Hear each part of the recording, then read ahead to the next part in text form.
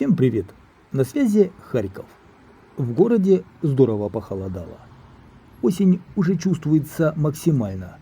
Днем температура поднимается не выше 13 градусов тепла, а ночью и того меньше, плюс 5, плюс 7 тепла. А еще совсем недавно, буквально 11 октября, Харьков установил температурный рекорд, побив показатель 68-летней давности. Столбик термометра поднялся до отметки 23,5 градусов тепла, что является самым высоким показателем для этого дня за всю историю метеорологических наблюдений в городе. Предыдущий рекорд, кстати, был установлен в 1955 году. Тогда максимальная температура в Харькове достигла плюс 21,5 градусов по Цельсию. На днях над городом харьковчане могли наблюдать северное сияние, таймлапс которого вы сейчас видите.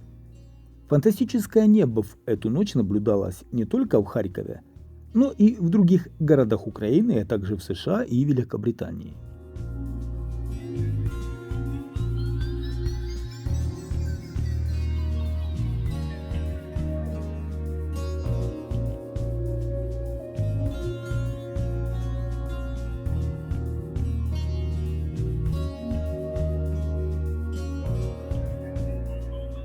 В ночь на 27 ноября Украина навсегда перейдет на зимнее время. Часы придется перевести на час назад. Летом 2024 года парламент отменил перевод часов. До этого каждый год украинцы переходили на зимнее время в последнее воскресенье октября. После отмены перевода часов мнения относительно целесообразности такого решения среди украинцев разделились. Не все остались довольны, что в Украине навсегда останется зимнее время. Дело в том, что в таком случае в восточных областях нашей страны, в том числе Харькове и области, летом солнце будет вставать уже в 3 часа ночи, а вот садиться за горизонт в 9 вечера. В западных же областях, напротив, очень рано будет темнеть зимой. Для экономики, говорят некоторые специалисты, зимнее время тоже не очень выгодно. Ведь все предприятия будут начинать и заканчивать работу позже, и работникам придется возвращаться домой в темноте.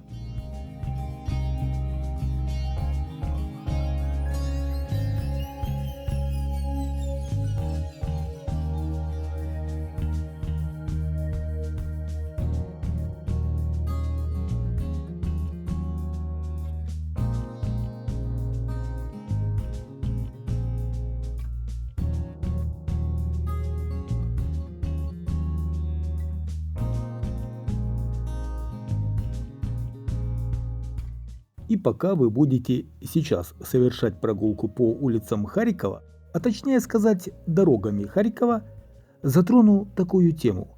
Харьковские театры оказались на грани выживания. Областной совет посадил сферу культуры на голодный паёк. Филармония и 5 театров финансируются только на треть.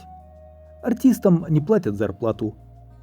Задолженность перед работниками Харьковского академического драматического театра превысила 1 000 000 гривен.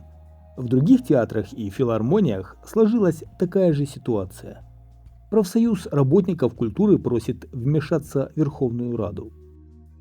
Харьков – единственный областной центр, где фактически запрещена культурная деятельность. Из-за постоянной угрозы обстрелов спектакли и концерты могут проходить только в укрытиях.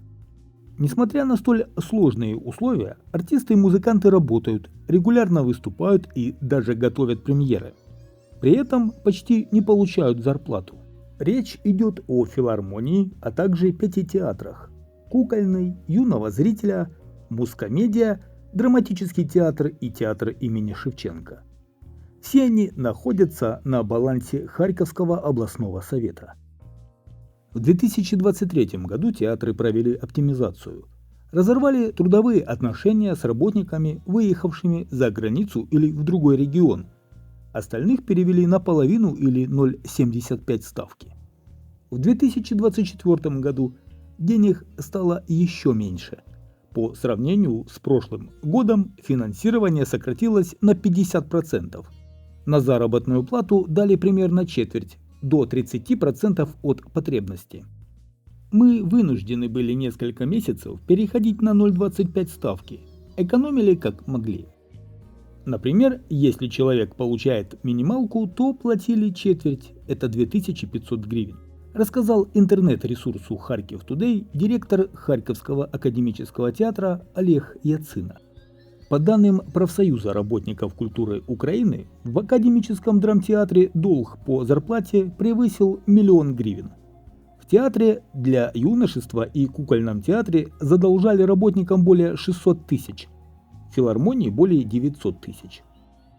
Эта ситуация уникальна для Украины, ведь даже в прифронтовых Сумах и Запорожье у заведений культуры нет проблем с деньгами на коммунальные услуги и заработные платы.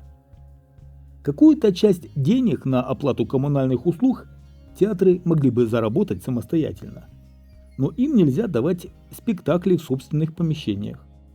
Артисты выступают только в укрытиях, где немного места. Поэтому на спектакль или концерт можно продать не более 100 билетов.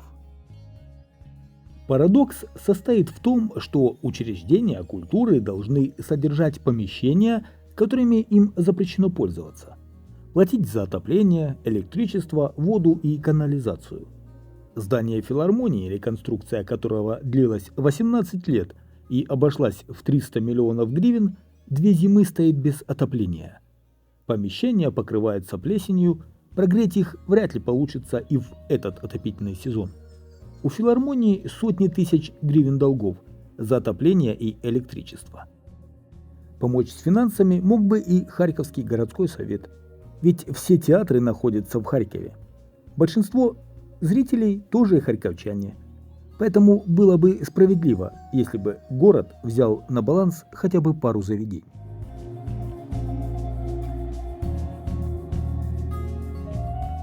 Исполнительный комитет Харьковского городского совета утвердил перечень домов, поврежденных в результате обстрелов и нуждающихся в аварийно-восстановительных работах. В перечень домов, подлежащих частичному или полному демонтажу, вошли дом номер 96, второй подъезд по улице Натальи Ужвий, также дома номер 62 и 66 по этой улице, дом номер 9В по улице Академика Проскуры и дома номер 8 и 10 по улице Метростроителей.